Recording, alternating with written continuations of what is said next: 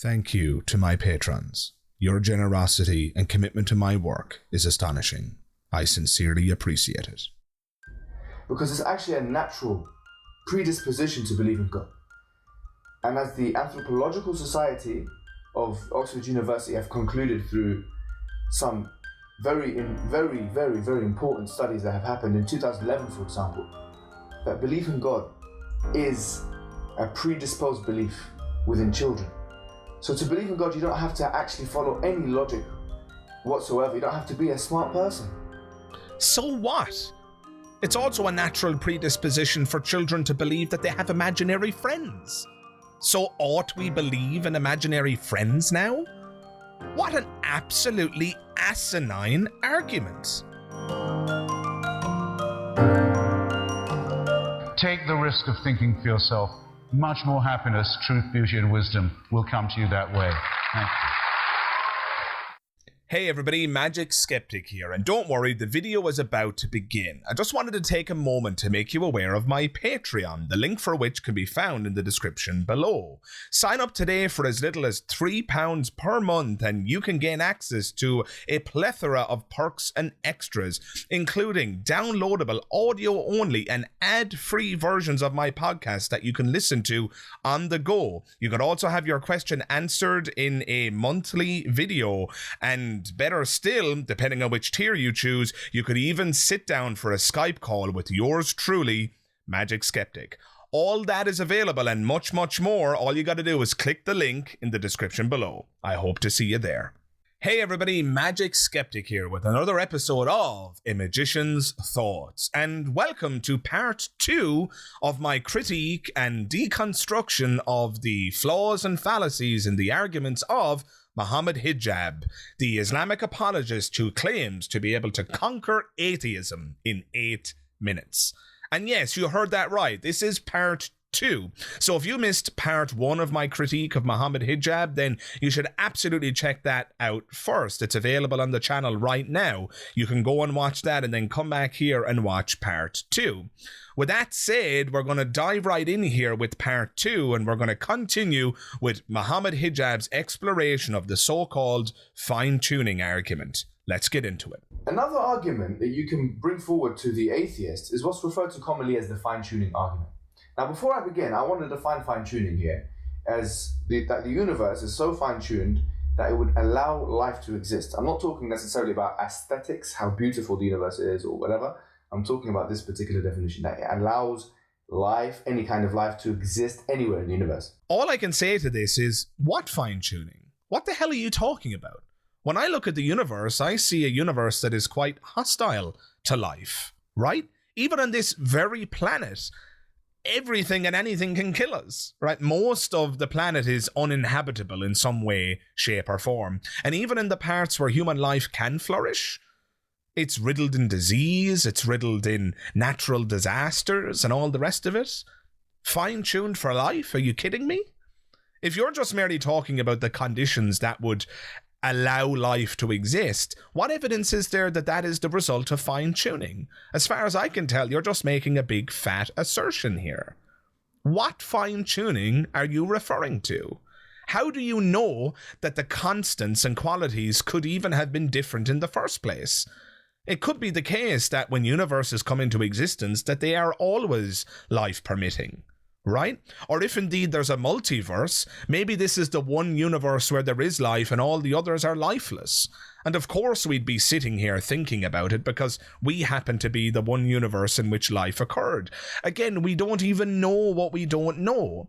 It's highly speculative to suggest that the universe is fine-tuned for life. Please provide some evidence, Mr. Hijab, or drop it. Now, if you look at Paul Davies, for example, as a cosmologist, he said that now there's broad, basically, agreement. He said there's a broad agreement between the physicists and cosmologists that the universe is fine-tuned for human life. And this is a broad agreement between theists and atheists, believers and disbelievers, right? So you don't have to believe in God to recognize this reality. We must be reading different cosmologists, my friend, because from my reading, I haven't gotten at all this impression that there's a consensus that the universe is fine-tuned for life. It's an open question. First, I am by no means convinced that there is a fine-tuning problem. And again, Dr. Craig offered no evidence for it. It is certainly true that if you change the parameters of nature, our local conditions that we observe around us would change by a lot. I grant that quickly. I do not grant that therefore life could not exist. I will start granting that once someone tells me the conditions under which life can exist. What is the definition of life, for example? Sadly, we just don't know whether life could exist if the conditions of our universe were very different, because we only see the universe that we see. Secondly, God doesn't need to fine-tune anything. We talk about the parameters of physics and cosmology, the mass of the electron, the strength of gravity, and we say if they weren't the numbers that they were, then life itself could not exist. That really underestimates God by a lot, which is surprising from theists, I think. In theism, life is not purely physical. It's not purely a collection of atoms doing things like it is in naturalism. I would think that no matter what the atoms were doing, God could still create life. God doesn't care what the mass of the electron is. He can do what he wants. The only framework in which you can honestly say that the physical parameters of the universe must take on certain values in order for life to exist is naturalism. I mean, we just know so little about what constitutes life and how it. I mean, we have the universe we have, and you could imagine fiddling with the numbers and making them. To what extent that freedom is even there mathematically isn't clear. It looks like the constants in nature are fine-tuned for life to exist, but we don't know if another set of constants would allow another kind of life to exist. We don't know enough. It's part of the problem of the anthropic principle. It's really a principle based on ignorance, not knowledge. It's based on saying we don't know the answer. We don't know enough about the universe to know if there's a fundamental theory that says it has to be this way, or if these weird coincidences are there because we happen to be measuring them. We don't even know if the constants and qualities that are life permitting could be different, as I've already explained. You're going to have to do better than assertions. And even if it were the case that there are very clever cosmologists out there who say that it is fine-tuned, that wouldn't make them right. That would just be an appeal to authority. Just because somebody with fancy letters before their name said something doesn't make it true. There are biologists who deny evolution. There are virologists who denied the efficacy of vaccines, right? There's always going to be people who are smart who have the wrong end of the stick. Now, I'm not saying that these cosmologists you're referring to are wrong. My position on fine-tuning is, I don't know. Sadly, we just don't know. I mean, we just know so little about what constitutes life. We don't know enough. It's part of the problem. And I think that's the only honest answer. How can you say it's fine-tuned when we only have a sample size of one universe? You just can't. You cannot say that it's fine-tuned if you have a sample size of one. We have nothing to compare to. Like I said, it could be the case that every universe has these constants. Right? In which case, there's no fine-tuning at all. It's just always going to be that way. You cannot just assert it and then appeal to authority, which is fallacious, and expect me to take your argument seriously. Let's move on. Now, there are three actual options, as you can choose one of them, to how this universe became so finely tuned. Option number one is that it evolved somehow. Well, this option is not available in physics, and there's no actual evidence of that at all. And no serious physicist has ever made such a proposition. Thus, it's unscientific. Thus, you cannot say that. No, we wouldn't say that the universe evolved, but maybe we evolved to fit the universe. This goes back to the awesome and amazing analogy that was produced by Douglas Adams, the analogy of a sentient puddle, which is sitting in a jagged hole, looking at all the jagged edges and thinking how well this hole has been created in order to fit him in it. It's such a wonderful analogy because, of course, the truth is the hole wasn't created for the puddle to fit in it. It's quite the inverse. The puddle has fit the contours of the hole. And isn't that exactly what has happened with life on this planet? That life adapted to survive on this planet as opposed to the planet adapting for the life, right? Any time a species was unfit to survive, it was wiped out. That's not fine-tuning. Natural selection produces, over time, species that are fit to survive in the environment that they're exposed to. Because those that can't survive it die and don't pass on their genes, and those that do survive it do pass on their genes. So you get a refinement of survivability over time. We are the puddle that has adapted to fit this environment. The whole wasn't created for us. We, to speak metaphorically, were created for the whole. So while no, I wouldn't say that the universe evolved in order to produce fine-tuning, I think it's fair to say that we evolved to fit the universe in which we live. It's really straightforward, actually. It's not that puzzling. Essentially, we're no different from the puddle who is sitting at the end result of us harmoniously living in this environment, thinking that it has been created for us, but it is just a mistake. It's an error. And it's an error rooted in our inability to conceive of things over vast periods of time. The truth is that our survival on this planet comes at the cost of millions and billions of lives lost to natural selection through that ever-increasing survivability in the refinement that is natural selection and survival of the fittest. So no, the universe didn't evolve, but we did, and that's why we can survive in it. Option number 2 is that the universe is like this because it's a random generation, it's a chance factor. And this is what lots of atheists actually do say. Now, having said that, if you look at Roger Penrose, he's a physicist in Oxford University. You mean this Roger Penrose?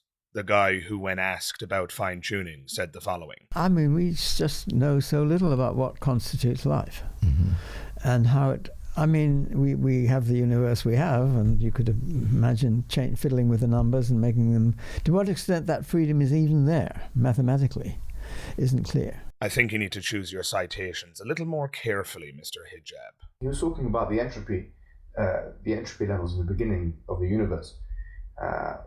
And he says that the possibility of the entropy level being the way it is in the beginning of the universe is, and he says, 10 to the power of 10 times 123. And that's a big number.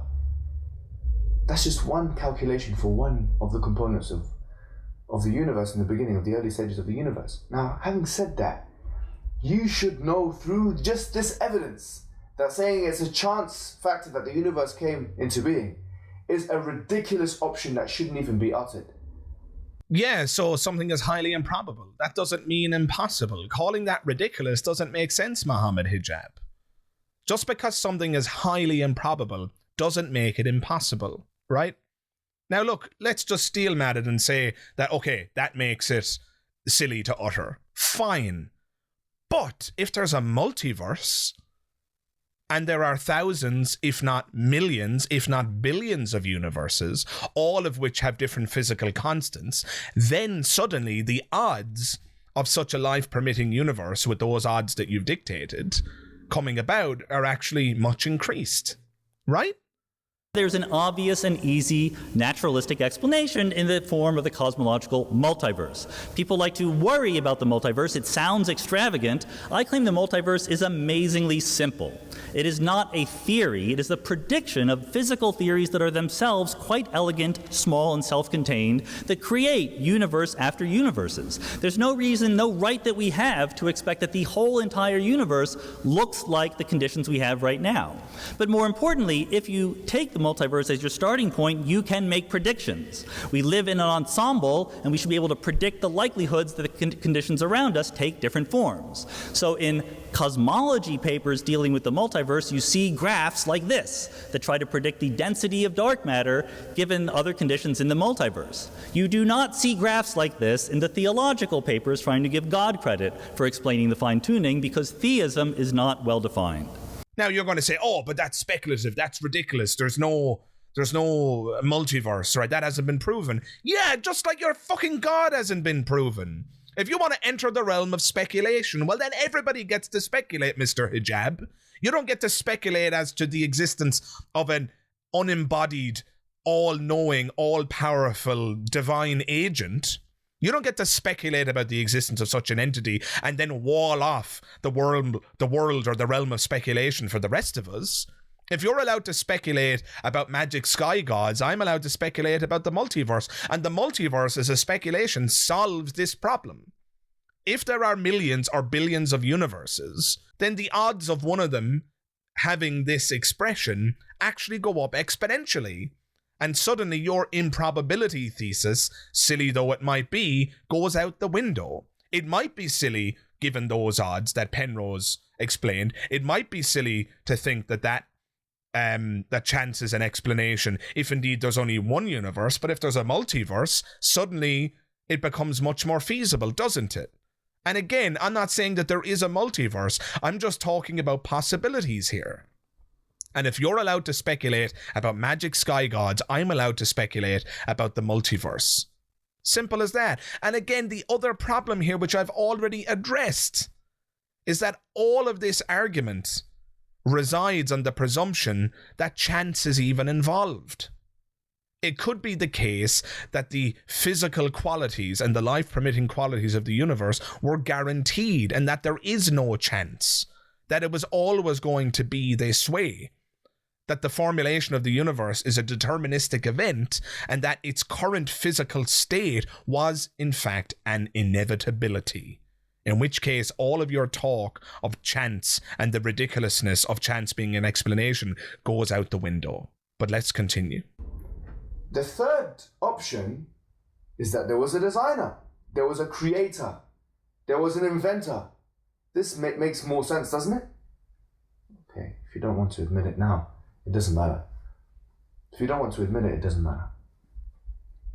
This has nothing to do with what I want and don't want to admit, Mohammed Hijab. And you know what? I'll grant you, a designer is an option, but that doesn't mean that it's a possibility. You see, I would argue that possibility has to be demonstrated. I'm not saying that the multiverse is a real possibility. I think that possibility has to be demonstrated. Now, some very smart people think that it is, in fact, a possibility, and I'm not a physicist, and as far as I'm aware, Mr. Hijab, you're not either, so you and I here are very much out of our depth. All I know is that you haven't proven that a designer is responsible. You haven't even proven that fine-tuning is a factor here. Let's continue. I just want to say something to you guys, to the atheists. Seriously, this is what I want to say. That you don't even need to logically follow these arguments that I'm putting forward to you. These arguments make sense, they're logically grounded, but you don't need to follow them. Because it's actually a natural predisposition to believe in God. And as the Anthropological Society of Oxford University have concluded through some very important studies that have happened in 2011, for example, that belief in God is a predisposed belief within children. So to believe in God, you don't have to actually follow any logic whatsoever. You don't have to be a smart person. So what? It's also a natural predisposition for children to believe that they have imaginary friends. So ought we believe in imaginary friends now? What an absolutely asinine argument. I don't care what's naturally occurring or what we have a natural predisposition for, albeit I would even argue that case. I don't think we have a natural predisposition to believe in God. I think we just have a natural predisposition to be irrational. Human beings are pattern-seeking animals. And we are so curious about the truth that we will even accept bad explanations in lieu of good ones. When thunder and lightning happened eons ago, oh, it must be the gods, they're angry. When somebody had an epileptic fit, oh, they must be possessed by the devil. People are irrational. Human beings are irrational. I'm irrational. I'm not exempting myself from this. I've believed many silly things, and there's quite a good chance that I still believe some silly things. I'm just hoping that somebody will point them out to me so that I can update my thinking and believe, in the words of Matt Dillahunty, as many true things and as few false things as possible. Our natural inclinations are nonsensical. Human beings have lots of natural inclinations that are best avoided. I think you know what I'm inferring there, dear listener, but for the sake of keeping the conversation civil, I won't get into it. Let's just stick with the imaginary friend. Children have a propensity to make believe and to believe that they have imaginary friends. Who cares? It doesn't matter what our natural inclinations are. What matters is what you can prove. He literally said, forget all the evidence, forget all the arguments I just put on offer. Well, first of all, I have forgotten them because they were all fallacious in the extreme. But even if they weren't, he's just recommended that we forget them because we all have a natural inclination to believe in God in the first place. And that's in fact enough to believe in God. How much more fallacious do you want to get? This is an obscenely bad argument. Natural inclinations are not necessarily connected to the truth. We have all sorts of natural inclinations that are flawed, immoral, and false. Imaginary friends just being one example. But you know what? It's quite fitting because I'm convinced that Mohammed Hijab's God is just another imaginary friend. It's just that when children grow up, they're supposed to leave their imaginary friends behind, but Mohammed Hijab has failed to do just that. Grow up, Mohammed. Grow up. So I say this. I say it's time now. It's time to stop fooling ourselves. It's time. What did you say? No, I'll say it one more time. I said it's time.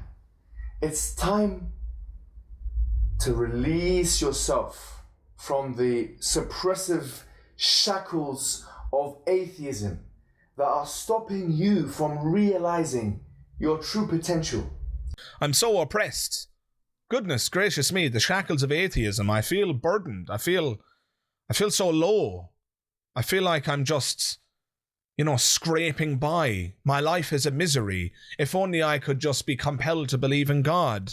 Life isn't worth living. Oh no. What is he talking about? The oppressive shackles of atheism? Atheism is not reliably correlated with oppression. Atheism is not reliably correlated with some kind of shackles. And before anybody even dreams to mention it, no, you don't get to lay the crimes of the 20th century at the foot of atheism. Stalin was an atheist, big whoop. Mao was an atheist, big whoop. Please draw the connective line between their atheism and the crimes and the atrocities that they committed. There is no text of atheism. There is no religious doctrine or rules or set of prescriptions. There is no atheist handbook that says, thou shalt annihilate those with whom you disagree. These men simply lacked a belief in God, or they either claimed not to believe in God with certainty. Whatever the case may be, if you're going to say that their atheism is responsible, you have to prove it. You have to demonstrate that causal connection. Otherwise, it's just a correlation, and correlation does not equate with causation. Causation must be demonstrated. Look at the crimes of the 20th century and ask yourself, were these men engaged in a project of reason? Were they engaged in a project of secular humanism? Were they engaged in a project of self-reflection and reflexive thinking? No, their ideas were rooted in irrational, nonsensical bullshit. A cult of personality and bogus racial ideologies that had absolutely nothing in common with science, the scientific method, and truth. The ideals that atheists stand for in today's world are secular humanism, the value of human life, science and reason. None of these things were features of the Gulag. None of these things were features of the Third Reich. So you don't get to lay that shit at the foot of atheism. And on that note, by the way, it's very much up for debate as to whether or not Hitler was in fact a Christian, but we won't even go there in today's discussion. My point is merely that if you're going to say that atheism is oppressive and that it is akin to wearing shackles, You've just adopted a massive burden of proof, my friend, and you need to demonstrate your case.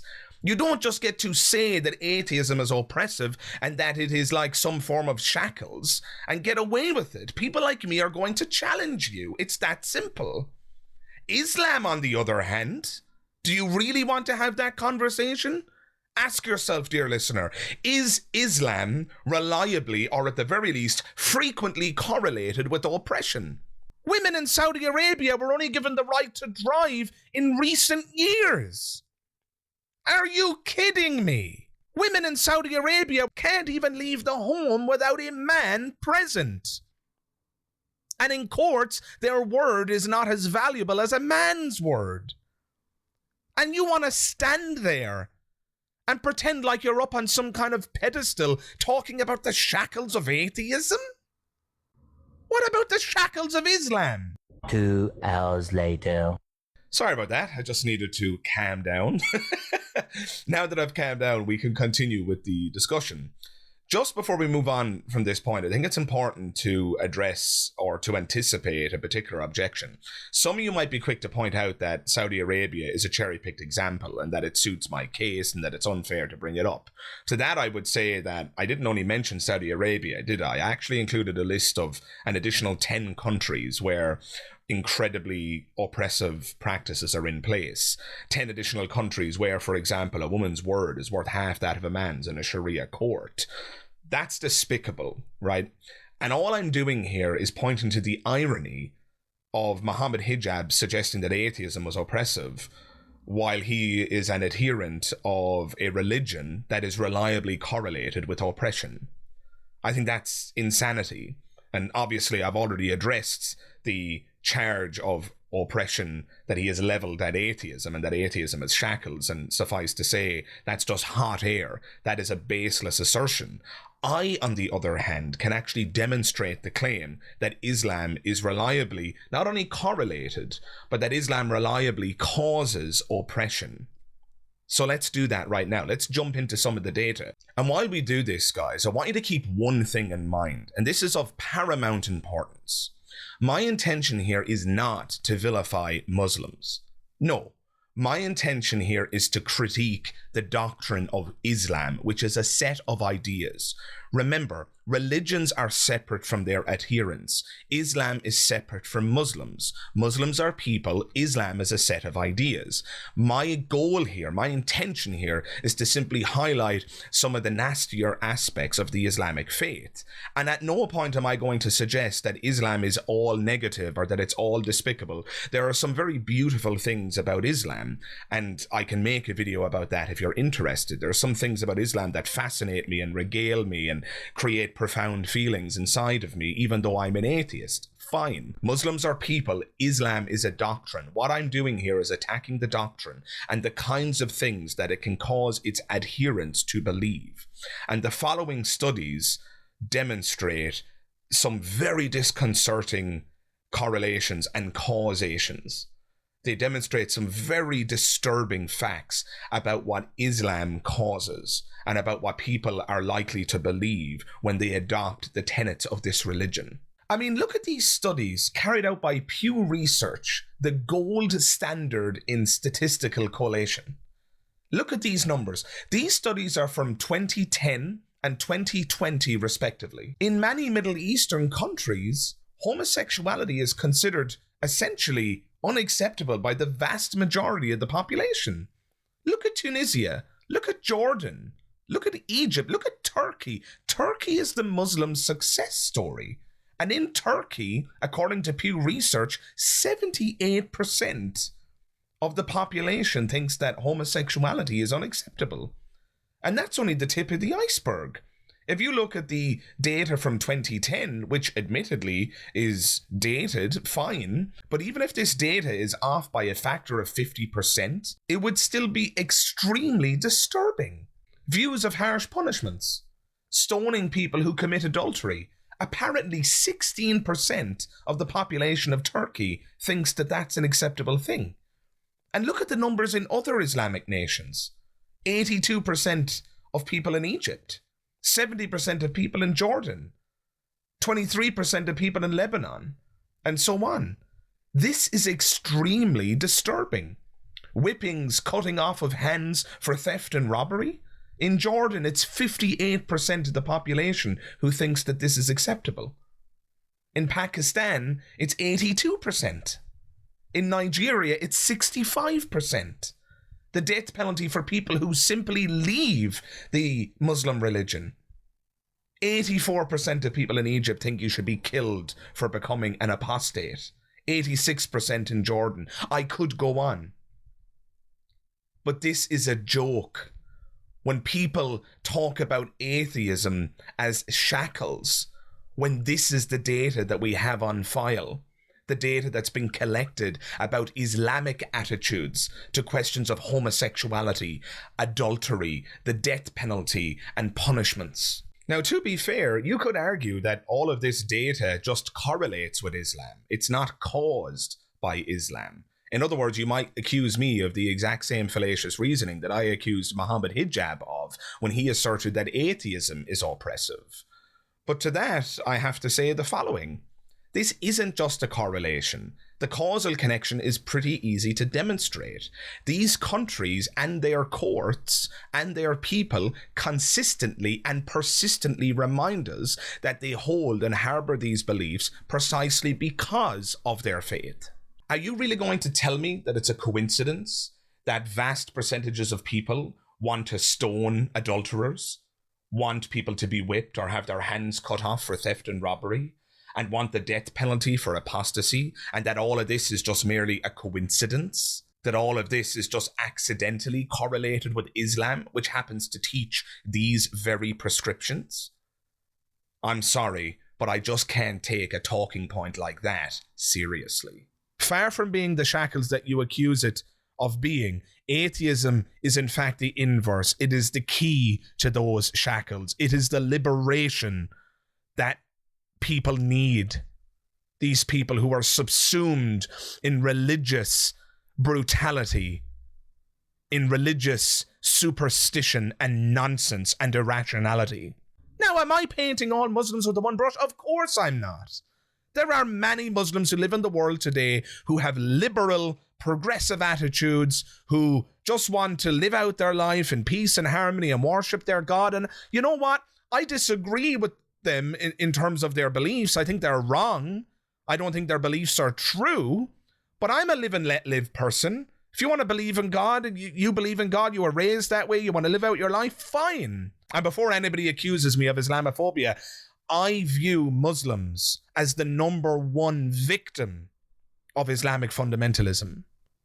My concern here and my critique is rooted in a concern for those women, for those homosexuals, for those atheists who live under an incredibly oppressive regime in the theocracies of the Middle East. So don't you dare, Mohammed Hijab, don't you dare look down your nose on atheists and atheism and suggest even for a second that atheism is oppressive.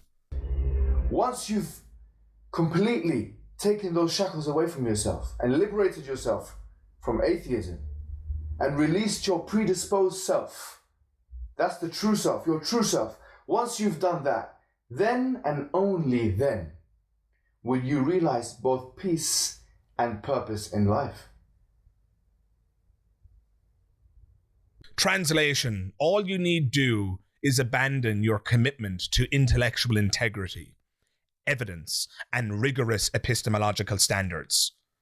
And then, once you've become a blithering idiot, once you've become an ignoramus who has no value for truth, then and only then will you be happy. You know what? He might actually be onto something here. There may very well be truth to the idea of ignorance is bliss, but ignorance is still ignorance. And if you want to have a conversation about the truth, ignorance certainly isn't a pathway to that truth. I know he thinks he's got good arguments here, but they're not. They're fallacious, and they're fallacious in the extreme. But by his own admission, you don't even need those arguments. All one need acknowledge is a natural, supposed predisposition that humans have to believe in the irrational. And that's enough. Natural though it might be, Mohammed Hijab, right it isn't. Then and only then will you reach the basic human function. Wassalamu alaikum wa rahmatullahi wa barakatuh. The basic human function, you say? Yeah, the basic human function. Of course, the inference here being that the basic human function is complete and utter obedience and subservience to Prophet Muhammad and Allah by extension. Complete and utter subservience to the text, to the Quran and the Hadith, the sayings of the Prophet and what have you. Complete and utter subservience to grotesque, despicable, and brutal rules and laws found in Sharia, where the hands of thieves are removed, where women are not as valued as men, where equality gets chucked out the window in the name of theocracy. No thanks, Mohammed Hijab. But you know what? I'm going to follow your advice here. I am going to ignore your arguments. I'm going to ignore them fully, because they're fallacious, because they're idiotic, because they're ignorant. And when you recommend that we all just bow in eternal, unquestioning obedience to your religion, I have one thing to say to that. No, thank you. Because I value something much more important than that, Mohammed Hijab. I value individuality. I value liberty. I value equality, the equality of women, the equality of homosexuals, and the LGBTQ plus community more broadly. I value free speech. I value the right of atheists to be able to stand up and resist the ideas of people like you, something which cannot be done in much of the Islamic world. These are my values, Mohammed Hijab. And I'll close by saying that not only are my values correct, but they are superior to anything that is found in your medieval textbook. My values are superior to the teachings of the Prophet. My values are superior to the supposed wisdom of your God. My values are superior to any of the arguments and the recommendations that you have offered in your diatribe. But yeah, that's it for now. I hope you enjoyed this two-part critique of Mohammed Hijab's arguments and recommendations. If you agreed with my criticisms, jump into the comments below and let me know. If you didn't agree, you can do the same. And very often, by the way, I dedicate much more time to those with whom I disagree, because the disagreement is what fascinates me. It's what regales me, because above all else, I want to chase those disagreements to see if I've missed something, to see if I got something wrong. So if you do disagree, please know that I will respond to you in the comments below. Jump into those comments and make me aware of your thoughts. Whatever your view, agreement, disagreement, constructive criticism, whatever it is, jump into the comments below and let me know, and let's hash it out together and let's figure out the truth. If you liked the video, guys, drop a like, and if it is your first time visiting the channel, make sure you hit that subscribe button, and while you're at it, don't forget to check the bell notification icon. That way you'll be able to stay up to date with all things on the channel, and you'll even be notified as and when my latest videos go live.